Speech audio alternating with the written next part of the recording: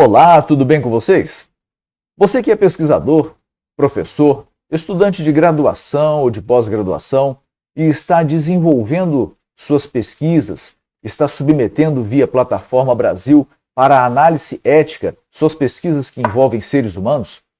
Você que é membro de comitê de ética em pesquisa, principalmente aquele que começou agora e está tendo que elaborar pareceres a respeito da ética em pesquisa com seres humanos, dos protocolos que estão sendo submetidos ao seu comitê? Tem dúvidas sobre os fundamentos que regem a ética em pesquisa com seres humanos? Então fique conosco nessa capacitação e vamos aprender juntos um pouco mais sobre as regras a respeito da pesquisa com seres humanos. Meu nome é Wendel Andrade, sou professor da Universidade Federal do Espírito Santo e estou atuando como coordenador do Comitê de Ética em Pesquisa com Seres Humanos do Campus de Alegre. E hoje nós temos aqui um tema muito interessante, que é a Resolução 466 de 2012. De início eu digo a vocês que nós vamos trabalhar essa capacitação a respeito da Resolução 466 em alguns módulos. Hoje vamos começar aqui com o módulo 1, uma vez que esta resolução ela é bastante ampla, bastante detalhada e muito importante para a nossa análise ética. Ela traz princípios, ela traz regras que nos ajudam a elaborar as pesquisas dentro do rigor ético necessário e ajudam também aos membros do Comitê de Ética em Pesquisa, eu sou um deles, fazemos pareceres e precisamos de um suporte a respeito do que nós vamos considerar no limiar do que é ético dentro de pesquisa com seres humanos. Então a Resolução 466 de 2012, ela consiste de diretrizes e normas que regulamentam a pesquisa envolvendo seres humanos. E qual é o objetivo, então, principal dessa resolução? Temos aqui assegurar os direitos e deveres que dizem respeito aos participantes da pesquisa, à comunidade científica e ao Estado. É importante colocar nesse primeiro momento que muitas vezes há uma visão distorcida a respeito de qual é o principal foco de um comitê de ética em pesquisa. Então nós temos aqui que os objetivos estão relacionados com assegurar que os participantes da pesquisa, a comunidade científica e o Estado estejam amparados dentro daquilo que é entendido como os direitos e deveres de cada um dos entes participantes da pesquisa. Sobretudo, nós precisamos ter aqui como destaque que o participante da pesquisa, ele é entendido por nós como sendo o elo mais fraco. Ele é entendido por nós como sendo aquele que merece destaque no que diz respeito à proteção. E com isso, todas as vezes que elaboramos um parecer a respeito de um projeto de pesquisa, nós avaliamos todos os entes envolvidos, os impactos que são gerados, os benefícios que são proporcionados a estes, mas, sobretudo, temos um olhar especial sobre a proteção, no aspecto amplo da palavra, ao participante da pesquisa. Bom, nem sempre nós tivemos uma organização tão formatada como existe hoje a respeito de regras que dizem respeito às pesquisas com seres humanos. Se nós nos reportarmos aqui a história, nós temos aqui presentes no nosso slide alguns elencados aqui, alguns códigos, algumas declarações, alguns documentos que foram formatados, foram criados e elaborados em momentos específicos, muitas vezes momentos críticos aqui relacionados com pesquisa com seres humanos, e que deram suporte para toda essa documentação, todas essas resoluções e, por consequência, a nossa prática que nós temos hoje na elaboração de pareceres a respeito de protocolos de pesquisa que são submetidos ao CEP. Bom, o primeiro deles que podemos considerar aqui, em 1947, pós-Segunda Guerra Mundial, é o Código de Nuremberg. Tá? O código foi desenvolvido, foi elaborado por ocasião da Segunda Guerra Mundial, na cidade de Nuremberg, na Alemanha.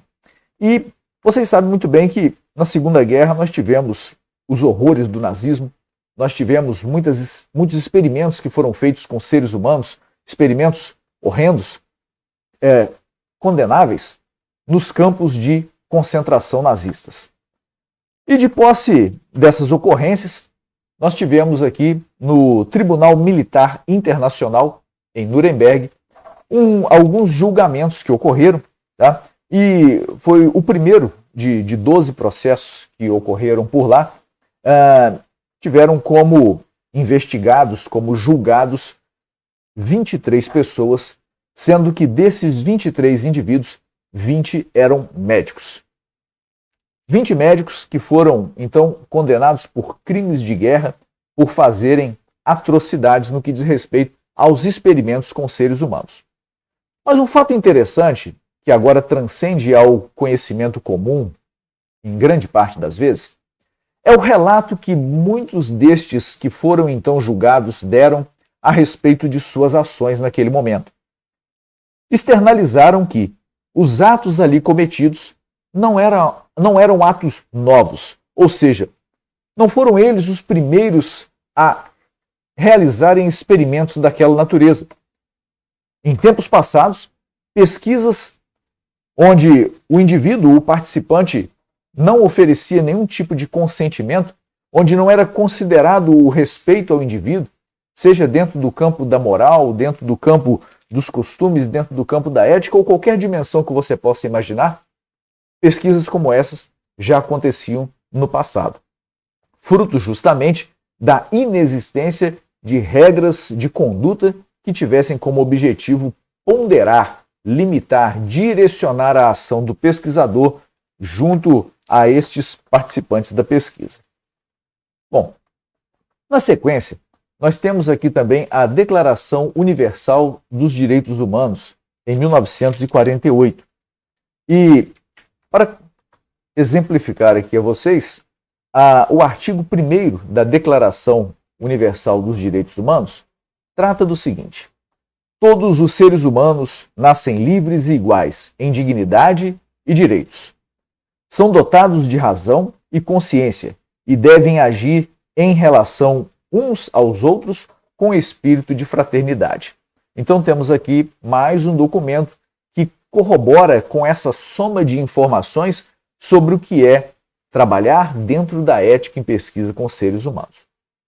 Mas não pense que em 1947, com o Código de Nuremberg, nós tivemos a isenção completa de todo tipo de pesquisa que fosse desrespeitosa e antiética com o ser humano, para ser leve nas palavras.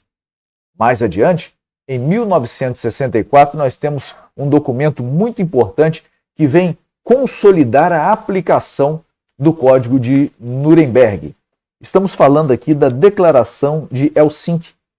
Em 1964, em Helsinki, na Finlândia, nós tivemos então emitido aqui pela Associação Médica Mundial este documento que teve então por objetivo dar mais uma contribuição para a ética em pesquisa. E sendo a classe médica a grande responsável, né, na maioria das vezes, assim como outros profissionais, a gente entende naturalmente, mas os médicos eles estão diretamente ligados com pesquisas com seres humanos, certo? Então, ter uma declaração emitida pela Associação Médica Mundial trouxe um fortalecimento nas pesquisas com seres humanos de forma geral, seja em áreas de nutrição, seja em áreas de sociologia, sejam em outras áreas que vieram então a utilizar dessa base como fundamento para suas pesquisas com seres humanos, como na própria pesquisa médica. Temos outros documentos, e eu vou aqui destacar apenas esses 3 iniciais de forma mais detalhada, e os demais ficam aqui para vocês como exemplo de documentos que nós podemos consultar se quisermos aprofundar no estudo da ética em pesquisa com seres humanos.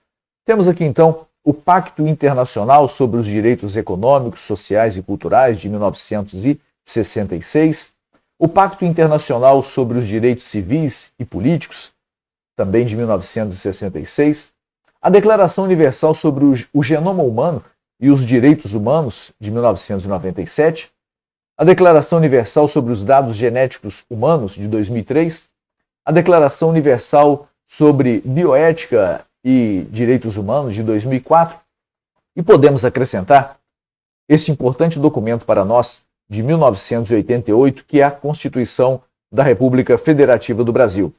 Essa Constituição também traz informações importantes dentro do seu bojo que nos ajuda a entender o que são os princípios éticos na relação para com o ser humano e, por consequência, também para as relações entre pesquisador e participante da pesquisa.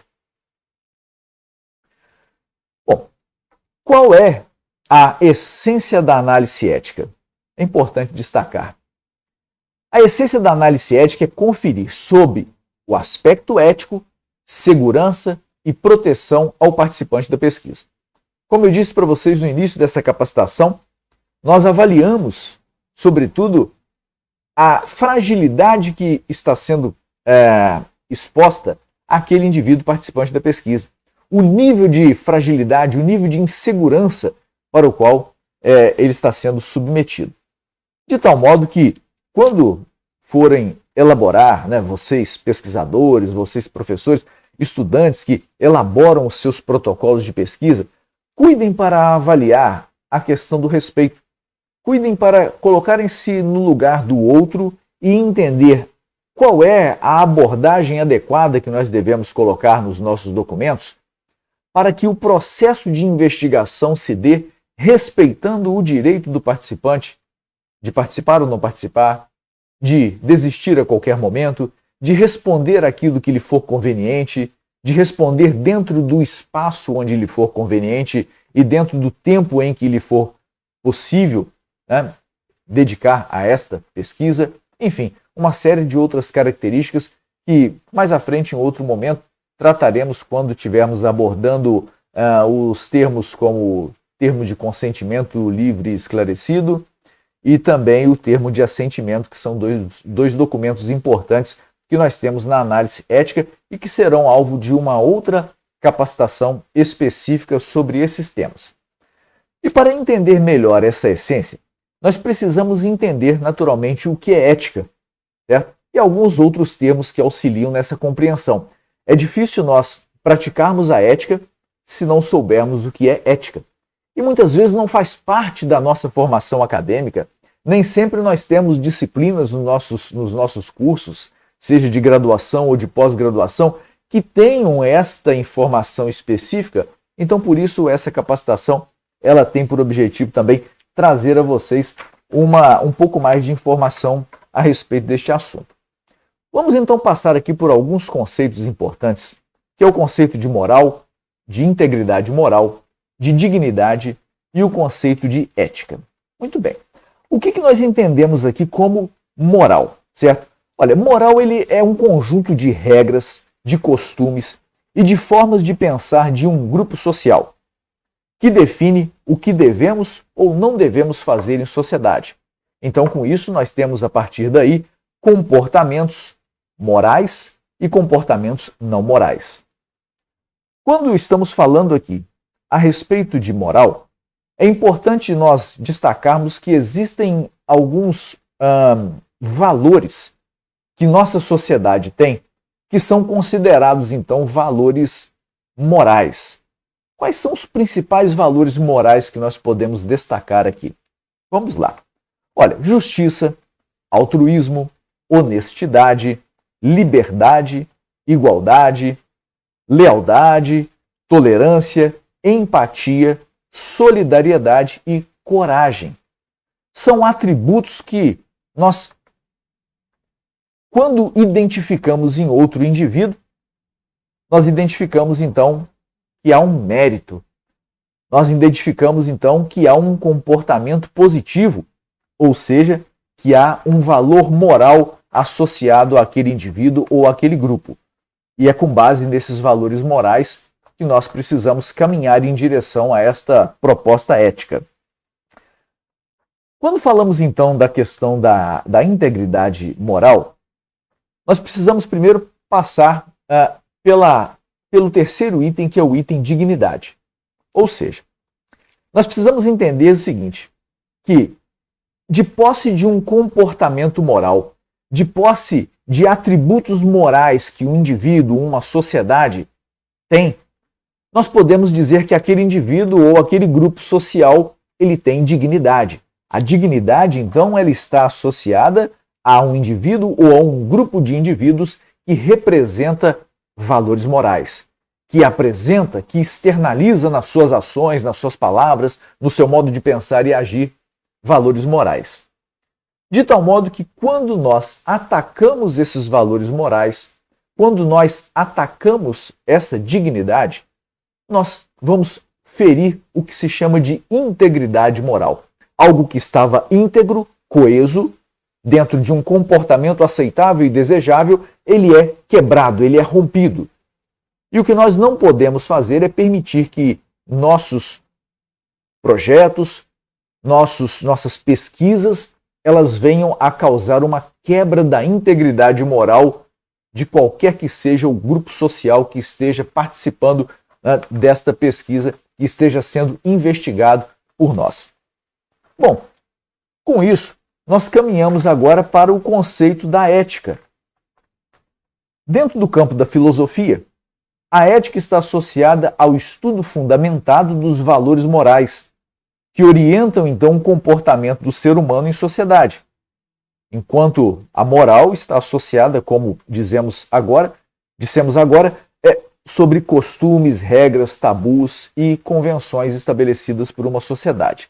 Bom, então, dizendo agora de forma mais livre, como que nós podemos entender essa relação entre ética e moral? Nós temos a moral, que é a conduta, que foi construído pela sociedade. E a ética, que é o estudo desta conduta, é operada por nós dentro do comitê com base nos documentos. O estudo ético é fundamentado em cima de documentos como estes que nós passamos agora um rol deles, né? Desde lá da Declaração dos Direitos Humanos, da Declaração de Helsinki, do Código de Nuremberg, até as nossas resoluções que utilizamos aqui para a análise ética e para a elaboração dos projetos e protocolos de pesquisa como um todo. Nós temos então ali uma organização formal que nos permite entender os limiares em que podemos trabalhar sem ferir a dignidade moral, a integridade moral, melhor dizendo, de qualquer grupo ou indivíduo que esteja sendo pesquisado. Bom, para então colocar em prática esta ética, para colocar em prática este conjunto de procedimentos que está regimentado então nestes documentos, nós temos o que se chama de protocolo de pesquisa. O protocolo de pesquisa, que será alvo de uma capacitação a posteriori, ele é composto por um conjunto de documentos que é inserido na plataforma Brasil e que os comitês de ética têm acesso para que possam então avaliar o rigor ético no qual foi construído aquele projeto que está sendo então submetido para análise. Mas nós temos dois documentos aqui que são documentos muito importantes, muito relevantes e que nós baixamos ele e olhamos com muito detalhe quando estamos fazendo então a análise ética. Esses documentos eu coloquei aqui entre aspas como sendo os contratos entre os pesquisadores e os participantes da pesquisa. Por que eu chamo de contrato? Porque a forma como é detalhado esse documento se assemelha muito a um contrato, porque nós temos ali, mesmo que os nomes cláusulas não estejam presentes, mas nós temos itens que são detalhadamente colocados como aqueles sobre os quais a pesquisa irá ocorrer e são informações que não podem ser omitidas do participante da pesquisa. Os dois termos são o TCLE, que é o termo de consentimento livre e esclarecido, e o TALE, termo de assentimento livre e esclarecido. Como nós vamos falar com mais detalhes sobre a construção desses documentos, eu vou apenas abordar aqui no âmbito geral a apresentação desses documentos, ok? Bom, todas as vezes que nós vamos fazer uma pesquisa com um ser humano, toda vez que nós vamos interagir com esse indivíduo, é necessário, considerando que ele tenha acima de 18 anos, que ele tenha que ele seja maior de idade, ele precisa emitir um termo de consentimento que é redigido pelo pesquisador e apresentado ao Comitê de Ética para análise e, na sequência, apresentado de forma esclarecida, muitas vezes lido e explicado ao participante da pesquisa para que ele possa dar validade àquilo, onde ele descobre o que será feito, quando será feito, como será feito, e, se ele concorda em participar, ele assina. Porém, nós temos aqui um destaque, que quando esta pesquisa é feita com indivíduos que são, por exemplo, menores de idade, ou que não são capazes de responder legalmente em termos de emitir um consentimento, certo? Não têm as suas faculdades, muitas vezes mentais, a sua liberdade de argumentação, não são suficientemente capazes de responder por si próprio e tem então um tutor, um responsável legal, alguém que seja então capaz de responder por ele, nós adotamos um procedimento diferente. Vamos pegar um exemplo de uma criança. Uma criança, quando está sendo investigada, certo? Seja qual idade for, seja um adolescente, um menor de idade, que ele não responde de forma legal ainda, ele precisa apresentar um assentimento, ou seja, uma concordância em participar da pesquisa. Então, esse termo de assentimento, ele é elaborado de tal forma a ter uma linguagem adequada àquele grupo social, uma linguagem adequada à capacidade que aquele indivíduo tem de compreender e responder, e ele então faz um assentimento. O que é um assentimento? É um consentimento dado por aquele que não tem capacidade legal de consentir. Um assentimento é um consentimento dado por aquele que não tem capacidade legal de consentir. Então, neste caso, numa pesquisa com menor de idade, o menor, ele oferece a assinatura, ou seja lá de que forma que ele for formalizar a sua disposição a participar da pesquisa, ele fornece então o assentimento. E o seu responsável legal, ele assina um termo de consentimento. Ambos os termos são livres e esclarecidos. Ou seja, é necessário que aquele que está assinando, que está dando o assentimento ou consentimento, ele tenha sido suficientemente esclarecido e tenha compreendido o que será realizado nessa pesquisa e qual é o papel dele e como ele será parte do processo de investigação. E precisa também ser claramente livre, ou seja, o indivíduo participa ou não participa à sua livre escolha. Bom, passando então aqui para alguns aspectos éticos, vamos destacar aqui 4 principais, que envolvem pesquisas com seres humanos. Essa eticidade na pesquisa, ela está relacionada com 4 pontos que nós podemos ter em mente e que ter em mente estas características nos ajudam e muito a decidir sobre o que vamos escrever na pesquisa, sobre qual metodologia vamos adotar e também para nós avaliadores, membros de comitê de ética, como vamos avaliar essa pesquisa sob o aspecto ético. Vamos lá. Primeiro dos pontos, respeito ao participante da pesquisa. O que nós podemos entender como respeito? Veja bem, a melhor forma de você entender respeito, de uma forma bem simples, é você perceber que, se você estivesse na condição do outro, como você gostaria de ser tratado? Entendeu? Quando você vai para a condição do outro e se coloca na condição do outro, como você gostaria de ser recebido pelo pesquisador? Como que você gostaria de ser conduzido durante o processo de pesquisa? Então, o respeito está relacionado com você dar a chance, a possibilidade, o direito do indivíduo escolher a forma mais cômoda de responder as perguntas, dentro de um tempo que seja suficiente para a pesquisa e que minimize a ausência desse indivíduo das suas atividades cotidianas, que venha a proporcionar a ele o mínimo de desconforto possível, enfim, que venha a expor esse indivíduo para a sociedade de tal forma que seja mínima essa exposição. Muitas vezes nós não temos como evitar por completo a fuga de informações, mas nós temos como minimizar. Minimizar e apresentar para o indivíduo os riscos sob o qual ele está sendo submetido. Os riscos sobre os quais ele está sendo submetido. Esses riscos muitas vezes são relacionados a vazamento de dados.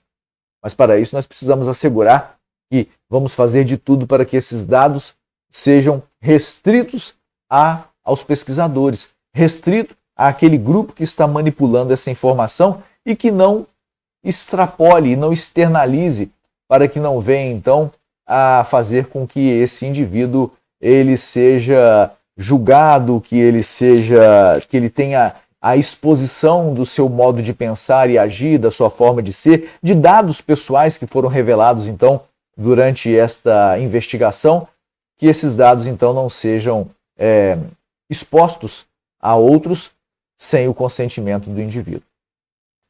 Bom, precisamos ter aqui a ponderação entre riscos e benefícios. Entendo. Quando você escreve que a sua pesquisa tem risco mínimo, não cabe ao pesquisador avaliar a qualificação desse risco.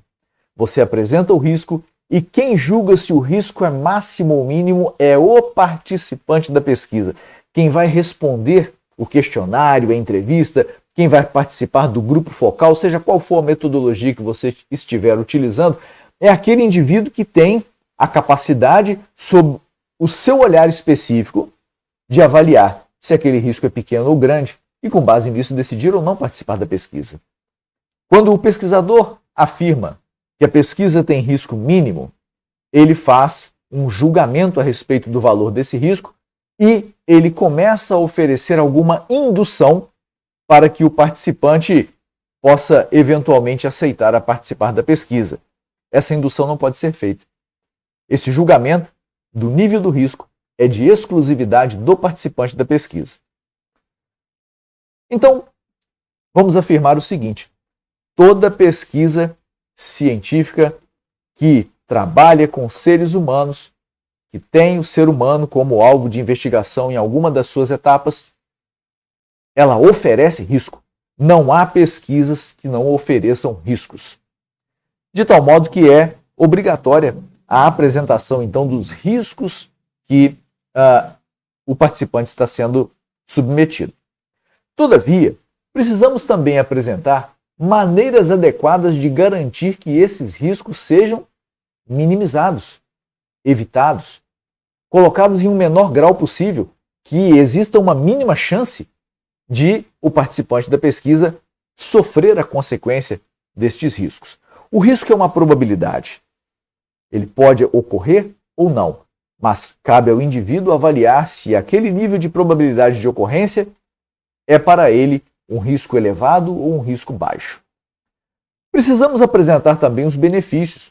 Preferencialmente apresentamos, no item benefícios, os benefícios diretos ao indivíduo participante da pesquisa. O que ele ganha, o que muda na sua forma de pensar, agir, o que ganha, o que ele muda em termos dos diferentes aspectos nos quais ele possa ser beneficiado, em termos de nível de conhecimento, em termos de novas oportunidades que virão, em termos de uma maior amplitude de acesso a bens e serviços, a tratamentos, enfim, nós podemos entender que riscos e benefícios sempre devem existir e estar presentes na pesquisa, sobretudo que nós devemos elaborar pesquisas científicas em que os benefícios superem os riscos. Deste modo, nós estaremos caminhando para garantir a validade e a necessidade de uma pesquisa daquela ocorrer. Quando nós temos riscos superiores aos benefícios, nós temos um problema. Quando nós temos benefícios superiores aos riscos, nós temos uma atenuação dos efeitos colaterais que uma pesquisa pode estar tendo junto ao grupo de indivíduos que está sendo ali investigado. Item 3. Garantir que os danos previsíveis serão evitados. Então veja, algo muito comum de se apresentar como um risco na pesquisa é o vazamento de informações. Quando você então apresenta que o computador que será utilizado para o processamento desses dados é de uso exclusivo da equipe de pesquisa ou do pesquisador ou pesquisadora responsável, por exemplo, você já está apresentando uma das possibilidades de garantia de que um risco que é previsto, ele está sendo então evitado. Não é que não vai ocorrer vazamento.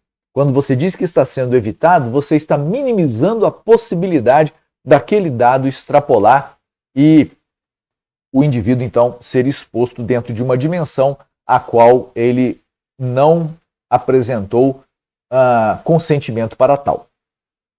Esse daí é apenas um exemplo, né? Dependendo do que for o risco que você contemplar dentro do seu projeto, é necessário então, já que esse risco é previsível, apresentar qual é a maneira ou quais são as maneiras que serão utilizadas para que então nós possamos reduzir esta probabilidade de ocorrência do risco.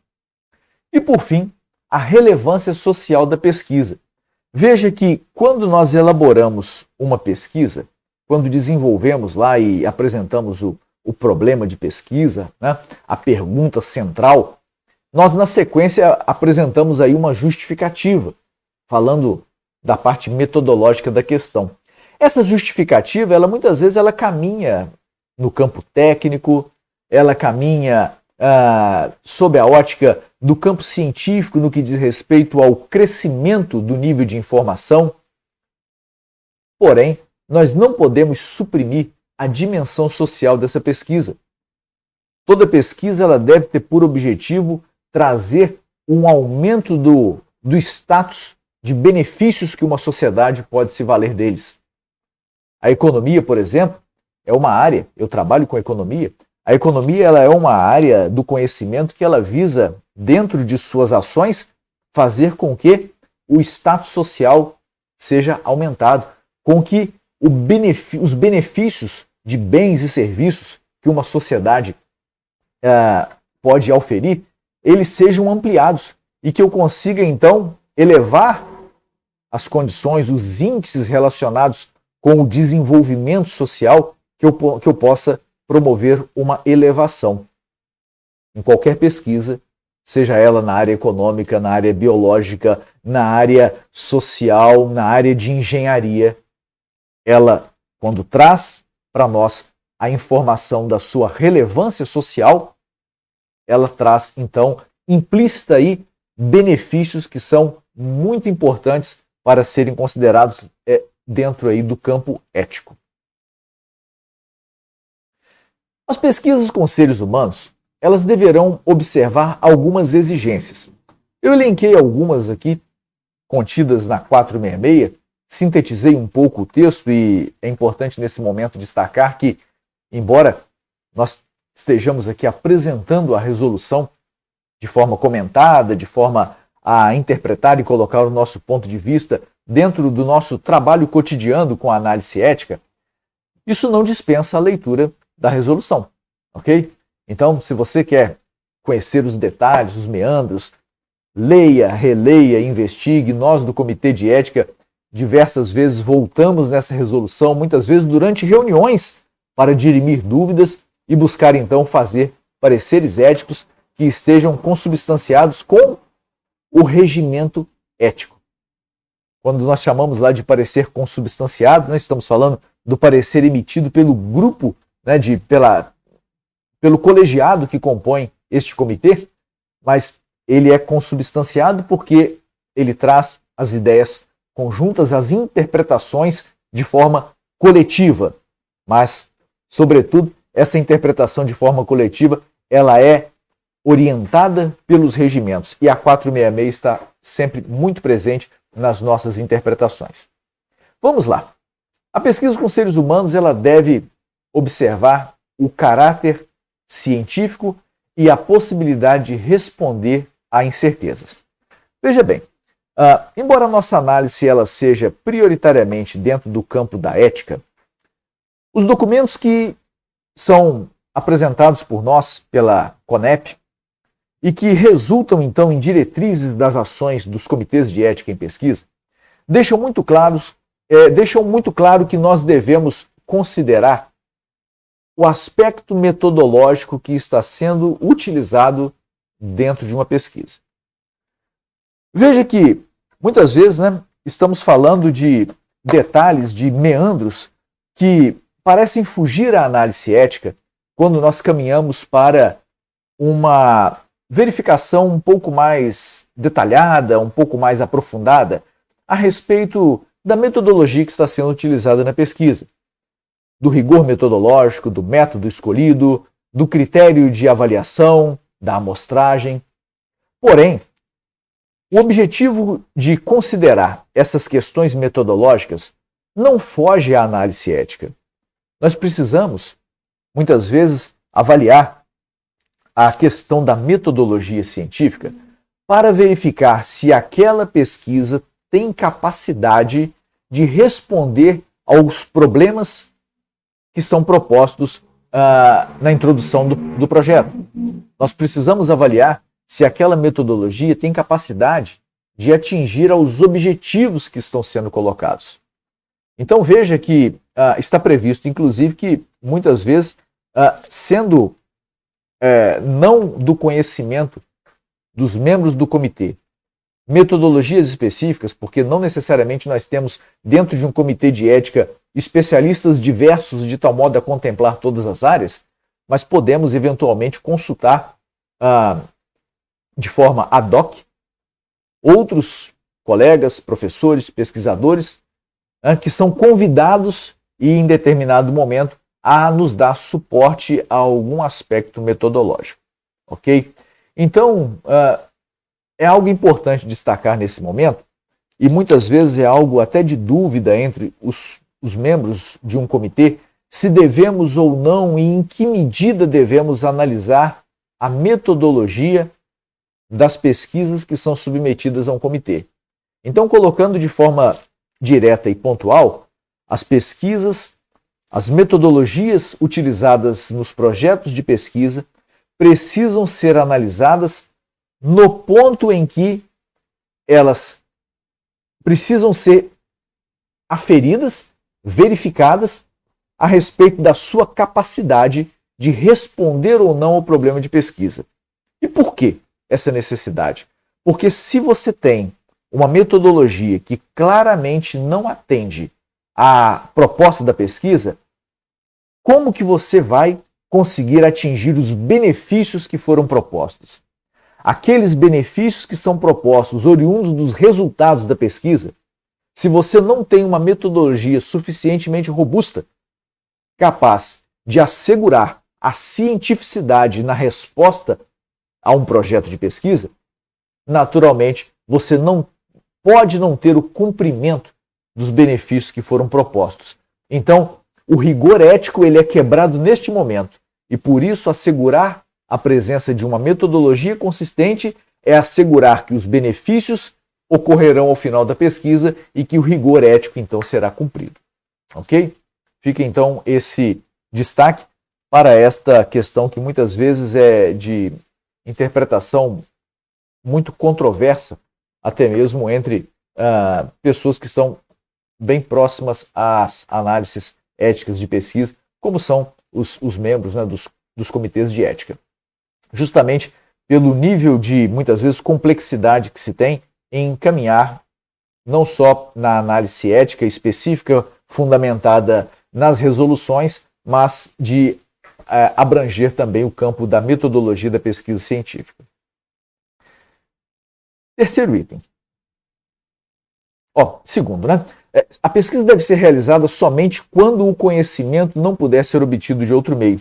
Então veja que interessante, se você tem a possibilidade de usar dados secundários, dados já compilados e disponibilizados de alguma forma em alguma publicação, se você tem a oportunidade de conseguir as informações sem precisar investigar o ser humano, é assim que deve se proceder. Com isso, metodologicamente falando, você precisa destacar no seu trabalho a relevância que existe em você utilizar o indivíduo naquele processo de pesquisa, que é imprescindível a presença do participante para que aquela pesquisa seja realizada. Agora sim, terceiro item. Buscar sempre que prevaleçam os benefícios sobre os riscos. Falamos sobre isso agora. Quando você tem benefícios que suplantam os riscos, nós entendemos que há um avanço, há um mérito. Ou seja, um grupo foi submetido a um risco, aceitou participar desse risco, mas há um benefício maior que, considerando a possibilidade de chegar ao final da pesquisa e ter esses benefícios, nós temos então um mérito científico muito fortemente embasado sobre o campo ético. Todavia, se nós temos um grupo sendo submetido a riscos elevados e não há benefícios significativos, podemos entender que os méritos decorrentes daquela pesquisa são muito frágeis e que talvez não compense submeter os indivíduos a um risco sem ter uma contrapartida facilmente perceptível. É importante também obter consentimento livre e esclarecido do participante, mesmo em pesquisas que, por sua natureza, impliquem justificadamente em consentimentos a posteriori. Existem pesquisas dessa natureza, ok?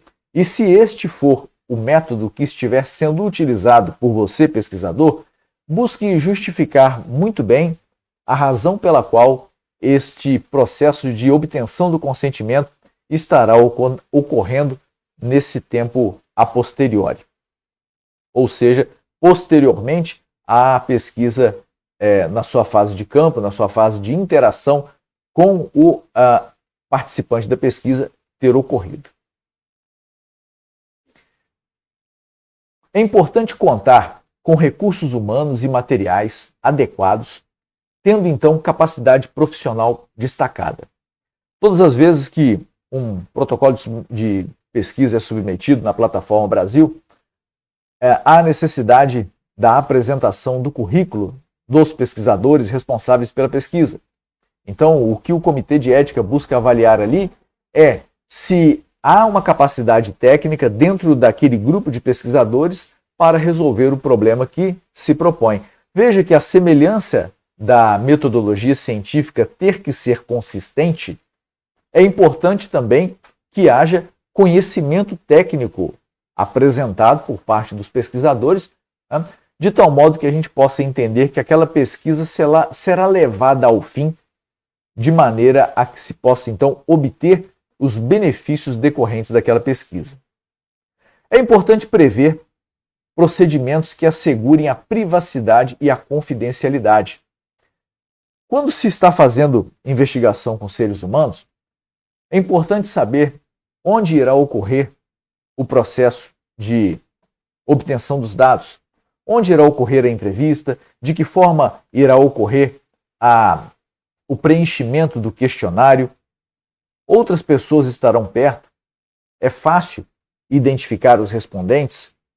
Depois dos dados coletados, como que esses dados, qual será o trâmite desses dados até se tornarem, então, uma pesquisa publicada mais adiante, uma revista científica, e ainda, por ocasião da publicação, o anonimato acontecerá, os nomes não serão revelados, ok? Então veja, todas essas perguntas nós nos fazemos quando estamos avaliando o protocolo de pesquisa para verificar se essa privacidade, se essa confidencialidade, ela está ocorrendo. Existem ainda alguns documentos importantes a respeito da manutenção da confidencialidade e, por vezes, ele é solicitado quando se entende sua necessidade. Um deles é o termo de confidencialidade e sigilo, que é assinado por todos os participantes da pesquisa, no campo dos pesquisadores, tá certo? Todos os pesquisadores participantes, não os respondentes, mas os pesquisadores, aqueles que vão interagir com o participante, assinam um termo de confidencialidade e sigilo com o objetivo, então, de assegurar mais fortemente um vínculo com essa proposta, de ter respeito no tratamento desses dados. Muito bem, caminhando para mais um ponto aqui, a pesquisa precisa ser desenvolvida preferencialmente com indivíduos com autonomia plena. Veja, toda pesquisa que envolve adolescente, criança, pessoas com suas capacidades reduzidas, elas precisam ser fortemente amparadas por uma justificativa. Nós precisamos avaliar o seguinte: bom, se nós temos um pesquisador ou pesquisadora que está fazendo uma investigação com um grupo que apresenta uma certa fragilidade social, essa pesquisa não poderia ocorrer com alguém com maior autonomia ou com autonomia plena, que pudesse então decidir de forma mais livre se participa ou não dessa pesquisa, se irá responder a todas as perguntas, se irá abandonar em algum momento o processo investigativo. Se não for possível, se realmente aquele grupo que foi apresentado, embora sendo um grupo com autonomia reduzida, precisa ser investigado, porque sem ele presente a pesquisa não irá ter os resultados pretendidos, então é necessária uma justificativa muito bem fundamentada a respeito desse ponto. Respeitar sempre os valores culturais de uma comunidade. Nós falamos aqui, sobre ética, sobre moral, sobre os valores morais de uma comunidade, de uma sociedade. Então, veja que em um país como o nosso, de dimensões continentais, como rotineiramente escutamos dizer, nós temos realmente uma variabilidade muito grande de pessoas. Nós temos comunidades carentes, nós temos quilombolas, nós temos comunidades indígenas, nós temos grupos de pescadores, ribeirinhos, nós temos ciganos, nós temos professores, temos alunos, médicos, pessoas da área pessoas de diferentes religiões, por exemplo, pessoas do meio artístico e cultural. Então veja, eu apresentei para vocês aqui uma multiplicidade de grupos sociais que têm características muito distintas.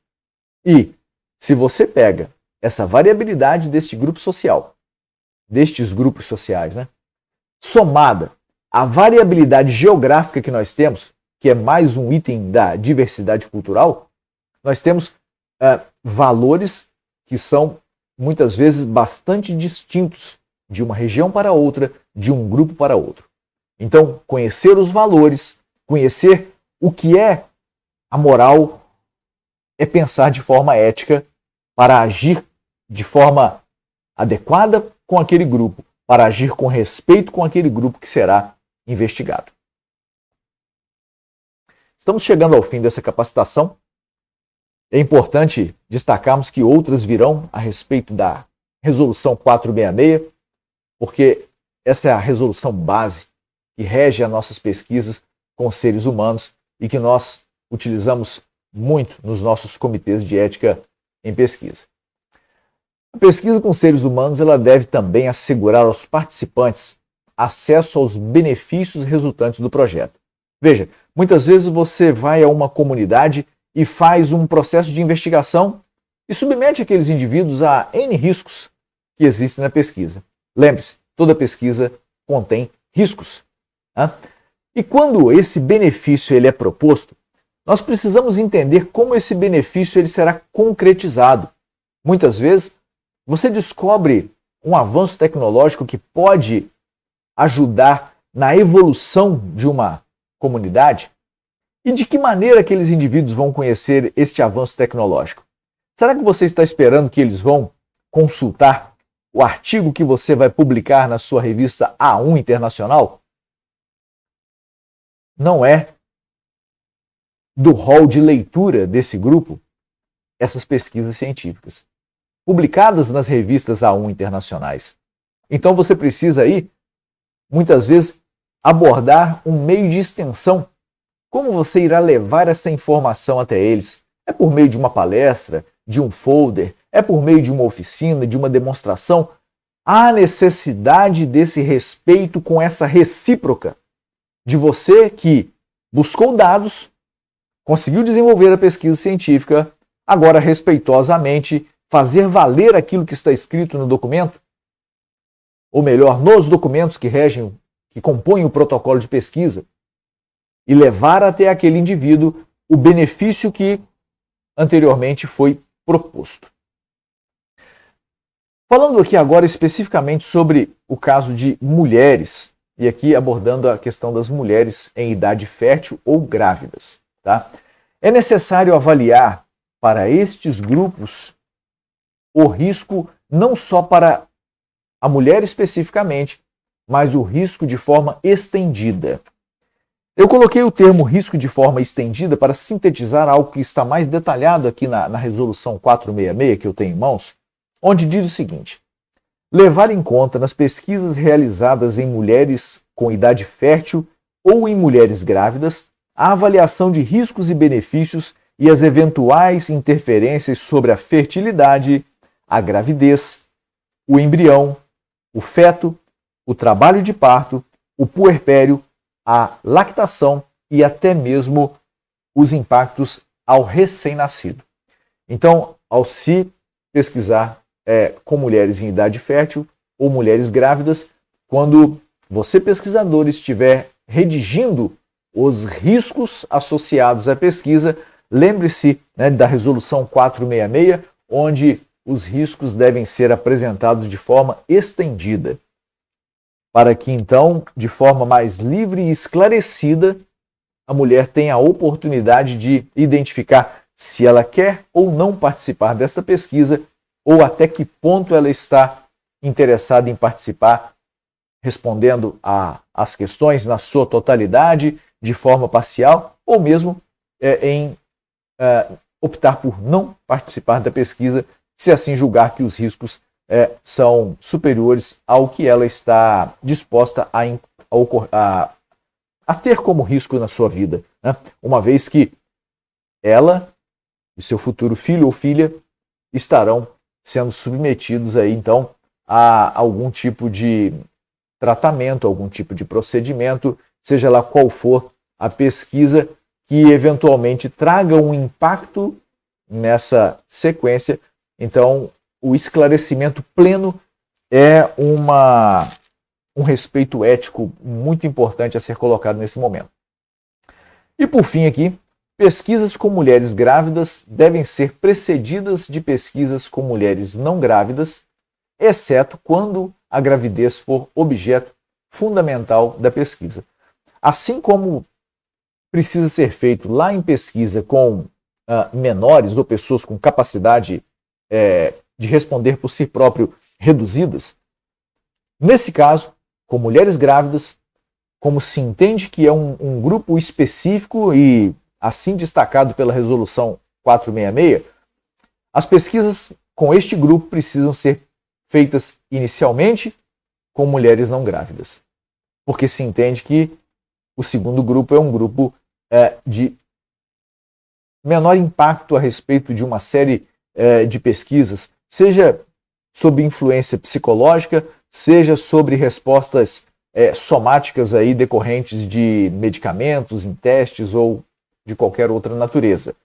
E ainda, se você tem a oportunidade de fazer o mesmo tipo de pesquisa com mulheres não grávidas, é desejável que assim seja, porque então você minimiza os riscos, que são aqueles riscos estendidos, melhor dizendo, na sua pesquisa, ok? Então, cuidado especial com estes grupos precisa ser tomado e qualquer dúvida você volta lá na 466, na resolução que pode te ajudar um pouco a entender melhor.